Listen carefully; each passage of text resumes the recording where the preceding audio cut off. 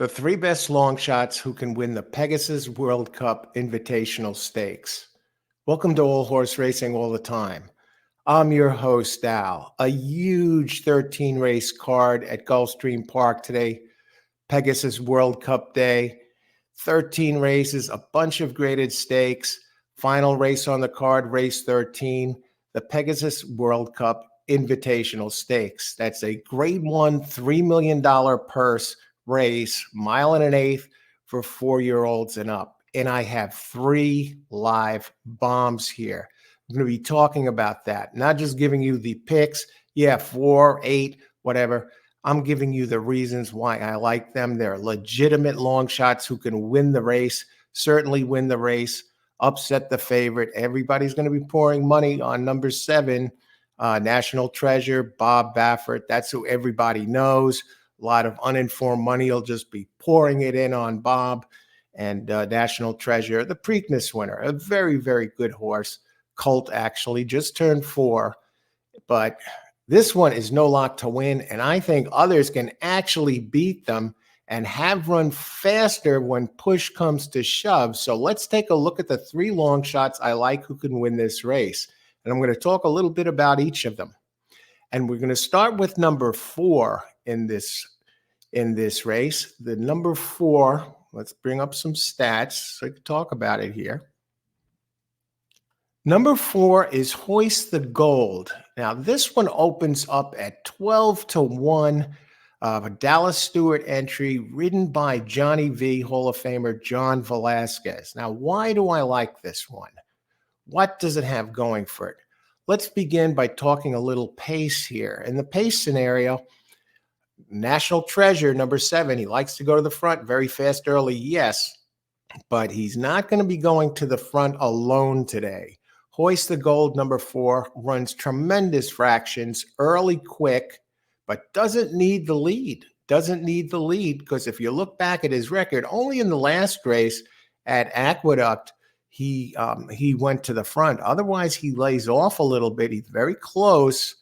And he has enough kick to put the pressure and actually outrun National Treasure to the front if he wants to, but I don't think he needs to. And he should be right there with the pace. So National Treasure probably won't have the early goings all to himself. Now, looking at the speed figures of this horse, if you include the run-up time, for example, what is a run-up time in a race? That's when the clock is tripped to begin timing the opening quarter, okay? So, and that's not right at the starting gate. When the gates open, the horses come out of the starting gate, that's not when the clock starts ticking.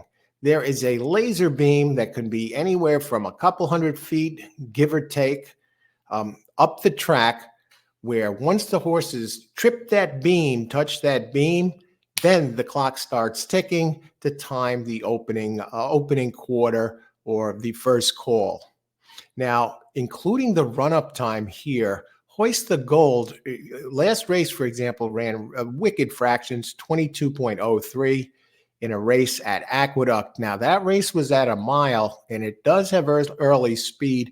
Did win the Cigar Mile, a G2 event, and when you consider the run-up time and the ground covered in there, this one actually ran the fastest race by the speed figures, and it's very close, fastest race with the exception of just one, White Abarrio in the Whitney. And this just tremendous speed overall. You look at the Brisnet numbers, 106, 100, 104, last 3 races compared to White Abarrio. White Abarrio did run a 109 last race, ran his eyeballs out in the dirt mile in the Breeders' Cup. He was defeated by Cody's Wish. But that was a mile race, and that was his best. Before that, he had Brisnet numbers of 99 and 95. 4, all considered last race, you were getting a steal at 12-1, and not only hoist the gold, but the other two I'm going to be talking about today, leave these out of the win spot at your own peril, and certainly out of your own peril when you're talking about exactas and tries, etc. Because all of these bombs here, if they don't win, they have a very good shot to get into at least the exacta. Yeah, the exacta and the try, and their prices. So number one long shot here to consider.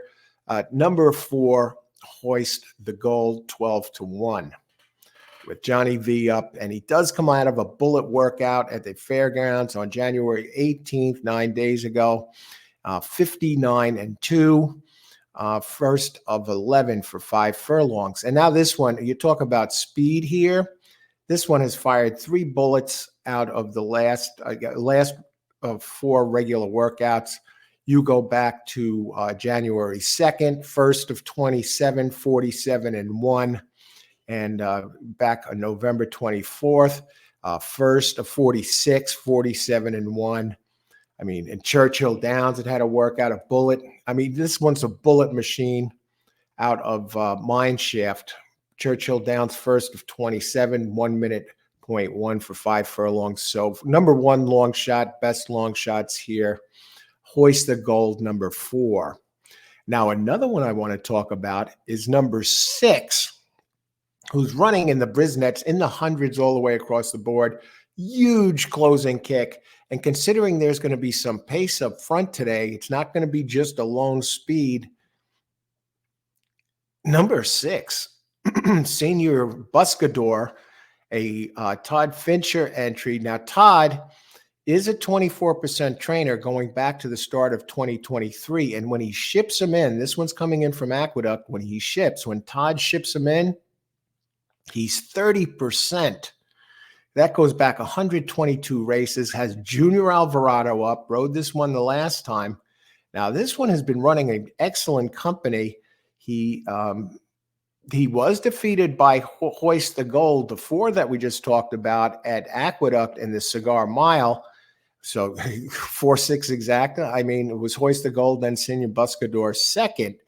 This one has run in the last 4 races, three G1s and a G2, but the closing kick and the numbers, they are outrageous. I talked before about the speed figures, and if you consider ground loss and the closing kick and actual ground cover and how actual ground covered, this one is fast enough to take this, especially given the closing kick. It's gonna last race in the stretch at a mile. Now came into the stretch 7 lengths. It was in 7th place, 7 3/4 back. Wound up finishing second. Made up 3 lengths on the others in here. The eventual winner, and so the extra 1/8 of a mile works to Senior Buscador's advantage. And just the numbers, the speed figures, the closing kick. And you're getting 20-1 on this horse.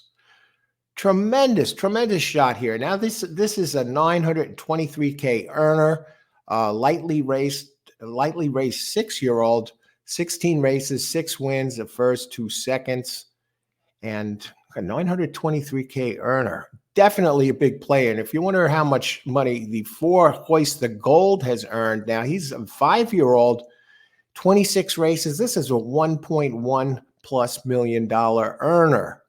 So you're not talking about slouches here. You're talking about horses that can get it done at a price. So number 6, Senor Buscador, is another who can get it done at a big price. Certainly use, if you're not, I'm going to be using these to wins in multi-race plays, both of them. Probably some win bets on these.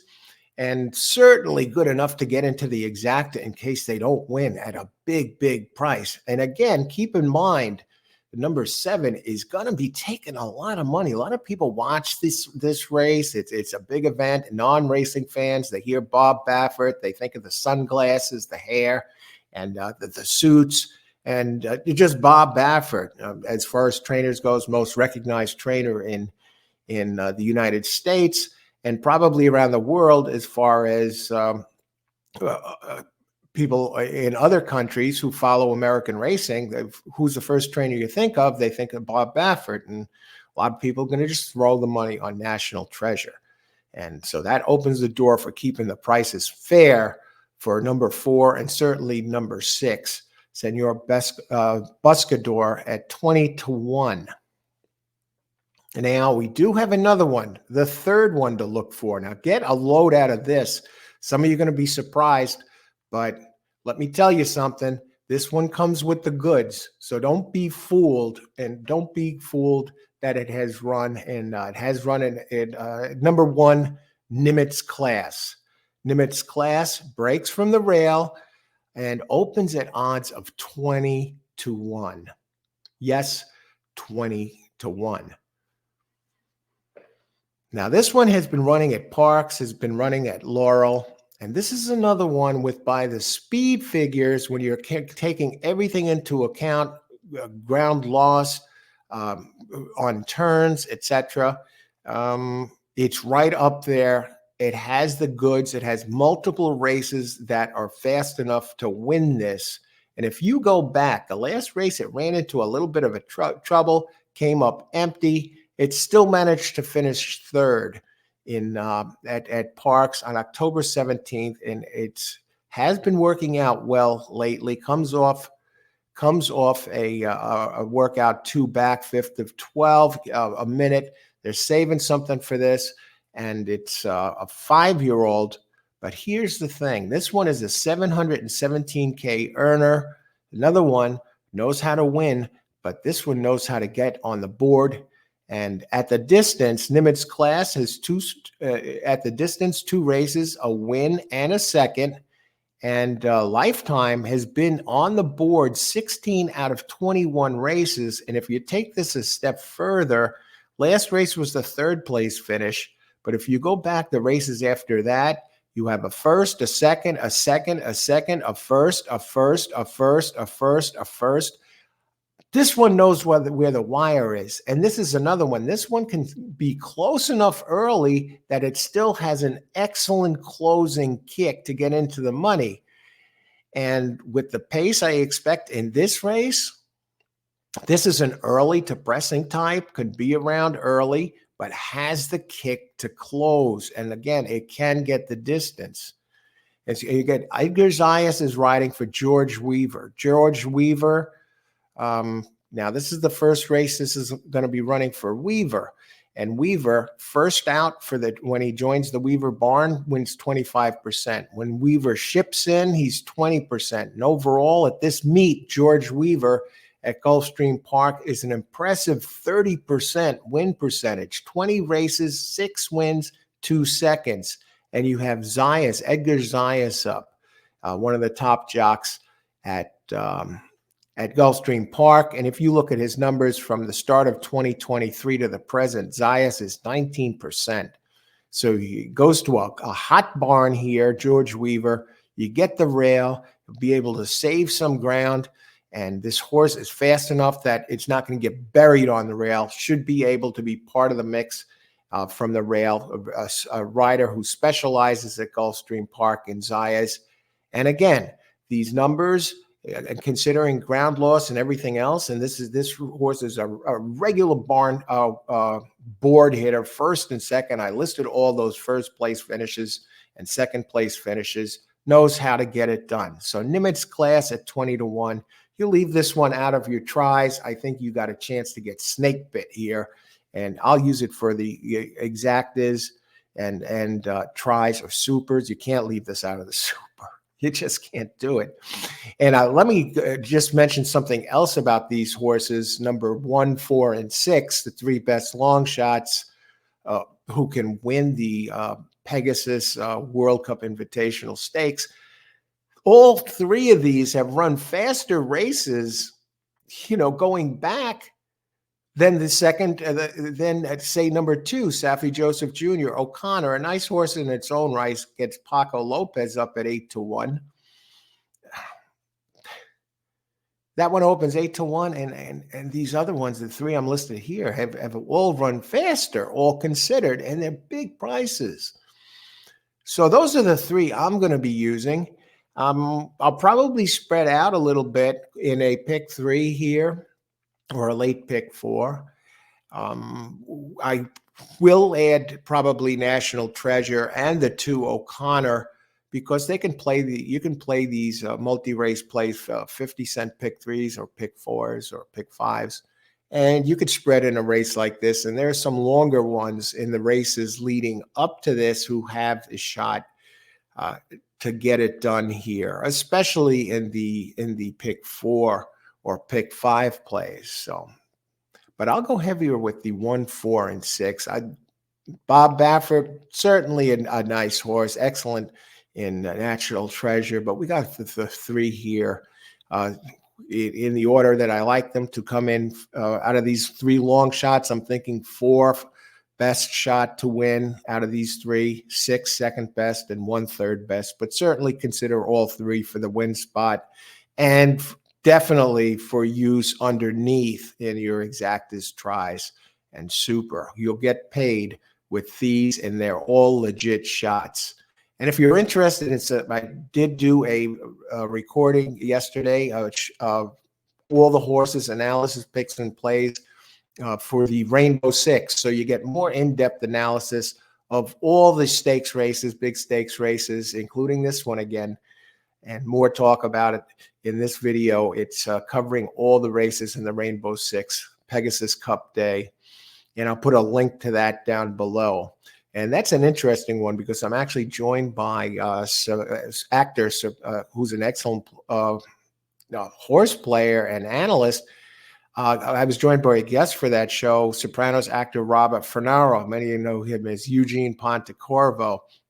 So if you're interested in analysis for the Rainbow Six and all the stakes races, 8 through 13, I got a link to that down below. And if you need Brisnet PPs, I have a link for free Brisnet PPs, so you can get them for all the races here at Gulfstream Park today for Pegasus Cup Day. And you can get them for most other tracks around America running as well. So I'll put that link for free Brisnets down below. So good luck today at Pegasus Cup Day. Let's get it done here. Best of luck today. Enjoy the races, but with your head not over it, okay? So best of luck and bring it home. And may the horse always be with you. Thanks for watching, everybody. Good luck today.